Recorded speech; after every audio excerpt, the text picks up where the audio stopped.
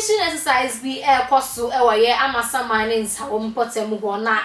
saa de ye koso ama ye juju ngo bebre dan ni ade egu no na mso ma ye papa bia kasa se saa demolition process na koso na masisi ade na ware egu o chese ne nsas ne dan ya wesi nyina ya ba juru nyina egu a stores kra wesi ma nkrofo titi mo ye de mo ye mo juma o mo chese ka ma ne be juru nyina egu masisi ade chese ne ho titi ne pa na o de ne twa ne so kra ene se oba na ne no I said na wale nsam ayabasa am so ba na ide ida ne hokọ nam sa demolition process na na say project na koso no ye kwete ya pa na ara wo samodi atu edwa Eda so penyi honorable bako asamba the measurement 45 no 45 year I dey kan yi emu 20 aka 25 asala ban person osan to aso with the 45 esan sura amanfo foforo dem ene ade but answer be so misrewa so mame openye for saying your friend Eje Kwachi Eje dey na kita we Kwachi me permit and me building plan me bibia na kita me we na MC kasa mo famra na me pacha me 2020 me wo hwa na highway si for buy wo bra yen letter say go here asase no nti wo de be ye abanyade as a good citizen there say aban so oje wa asase a nti wonni ho hweka nti wo se yen fa yen papers nyina amra highways nti me submit me papers nyina ko highways koma one Mr. Atta on order land way for nano but koma Mr. Atta nti wo hwe me papers no se o correct nti na ankasa tu nipa o ma me value ewo highway si ho wo friend Mr. Amoa otu ne de ne ba dobru ho na wo besusu me ba bia me wo no na wo ma me we bi report valuation we a valuation report on landed property situated at Ankwan Dobro near Nsawam Eastern region. Okay. And all the ma me wie no and o say meti wonka. And with hope say aban ebeka bibi papa bi akire yen. And me wo ma 2022 ya August mu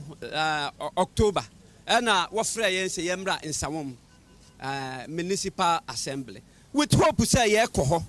na aban akoka bibi papa bi akire yen say e bia land na mese moje no bia more compensation ye do hwa per DC say o ma in 2 weeks obia entumfi ho na wo ba bebubu dan aye oh DC e ho na ankanya ye sem papa me ye fa na agro e fa 2 weeks ho na mete ho na me yere wo me bibia wo ho na me didi nkrofo kra be high store ni bi what the grader abedru danyi na agu e ma me yentia wo ka kapre one city wo ma Eje Kwachi Francis Eje nam so mama wade agu nam so ama nipa na wo high me store wafa dan me ka wafa o yire down wakwa oba he o hifa no ba beda hifa no ba beda say ama eka abeto mesu because na grofo high na chese omo na omo rent stores ni bi no sika na akemu a omo ntimi antena ho anya omo adwuma no afeni awomo an say ye bete a MC aban atua yenka enti wo a wo fa bia fakokot and the committee say asem the first day na me yam twa me hyew say den na me kan enti e hwa pe ana masa ama eka o how abrebrese abeto yeso asem kwamena me